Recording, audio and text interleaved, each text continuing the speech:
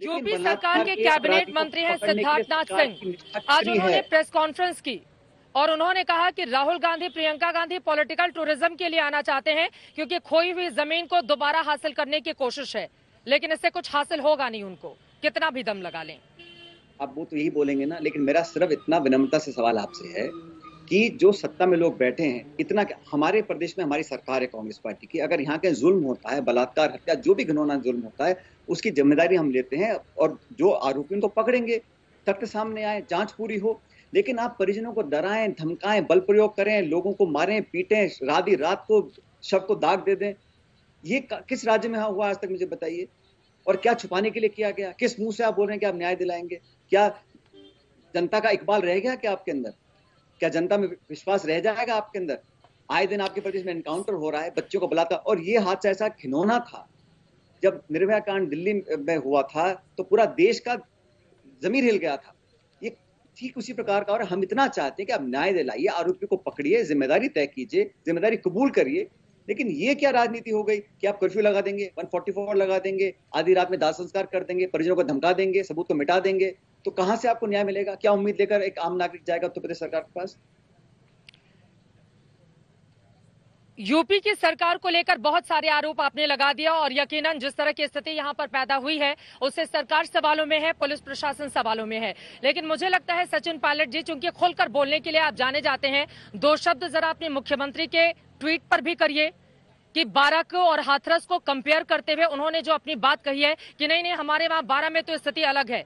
मैं चाहती हूं कि उस पर भी आपको बोलना चाहिए कि अगर मुख्यमंत्री गलत बोल रहे हैं, गलत लिख रहे हैं, लड़की कहीं की भी हो, उसके प्रति उसी तरह की संवेदनशीलता होनी चाहिए, चाहे वो हाथरस हो या राजस्थान का 12 हो। होनी चाहिए। मैं तो कहता हूं इस देश में कहीं पर भी इस प्रकार का शोषण, अपराध, बलात्कार होता है, उस व्यक्ति को कानून के मुताबिक सख्त सजा मिलनी चाहिए। और हमारी सरकार और मैं पूरी जिम्मेदारी से बोलना चाहता हूं, न्याय दिलाएंगे, पीड़ितों का मान सम्मान होगा, उनको सुरक्षा दी जाएगी, और जो इस आरोपी अभी हमने अरेस्ट किए हैं उन पर फास्ट ट्रैक कोर्ट में न्याय दिलाने का काम हम लोग करेंगे।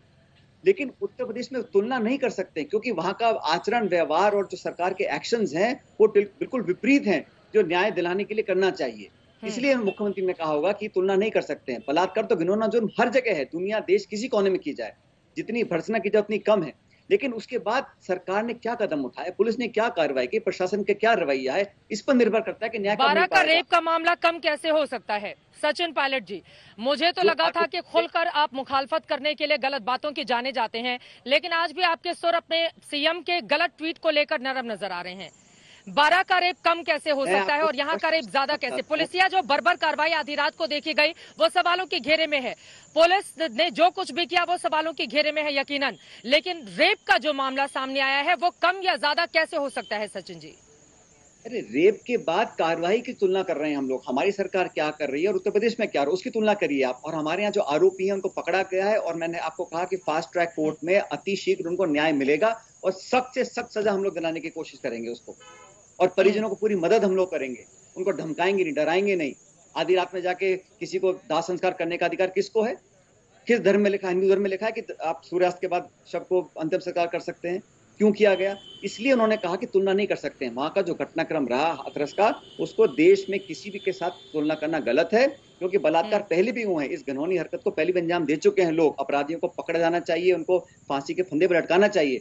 लेकिन पुलिस का रवैया, प्रशासन का रवैया, उत्तर प्रदेश सरकार का जो रवैया है वो मन में विश्वास पैदा नहीं करता कि हम लोग ऐसा करना चाहते हैं। और आज जब हमारे नेता वहां कोई जाना चाहते हैं तो आपको क्या रोकने की जरूरत थी? बलरामपुर में जो हुआ वहां पर भाजपा के नेता पहुंच गए, वहां कोरोना नहीं है, वहां 144 नहीं लग सकता था।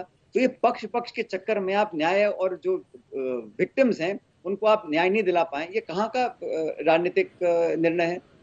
इसलिए आज, और खासकर जो बल प्रयोग किया, राहुल गांधी वहां जाना चाह रहे हैं, अकेले जाना चाह रहे हैं, किस कानून के तहत आपने रोका उनको? उनका हाथापाई उनके साथ करी, धक्का देके गिरा दिया आपने। इस प्रकार की निम्न स्तर की राजनीति जो हो रही है, मैं समझता हूं पूरा देश देख रहा है, ये बिल्कुल स्वीकार नहीं हो सकता। हम अपनी बात रखते आए हैं और रखते रहेंगे, कोई कितना दमन की राजनीति कर ले, लेकिन अपनी बात को यकीनन राहुल गांधी के साथ धक्का मुक्की की जो तस्वीरें सामने आई हैं, पुलिस वालों ने धक्का देने की कोशिश की, यकीनन वो सवालों के घेरे में है। लेकिन आगे बढ़ते हुए अब मैं अपना अगला सवाल, क्या आपको लग रहा है कि राहुल गांधी और प्रियंका गांधी से यहाँ की सरकार डर गई, इस वजह से उन्हें रोक दिया गया? स्पष्ट है जिस प्रकार से सरकार, पुलिस ने आज अपना एक रवैया दिखाया है, मुझे लगता है कि मुख्यमंत्री और पूरी सरकार भयभीत है, क्योंकि ये दोनों हमारे नेता वहां जाकर अपनी बात रखना चाहते थे और सरकार को जवाबदेही तय करने का काम करना चाहते थे। जिस प्रकार से रोका गया, और पहली बार मैंने देखा है इतने वरिष्ठ हमारे शीर्ष नेताओं को जिस प्रकार से पुलिस धक्का मुक्की कर रही है, ऐसा पहले कभी देखा नहीं।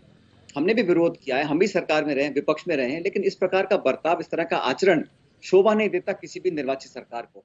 नमस्कार, मैं हूं अंजना ओम कश्यप। हमें उम्मीद है ये वीडियो आपको पसंद आया होगा। लेटेस्ट खबरों के लिए यूं ही देखते रहिए आज तक, और इस वीडियो के पसंद आने पर लाइक, शेयर एंड सब्सक्राइब करना ना भूलें।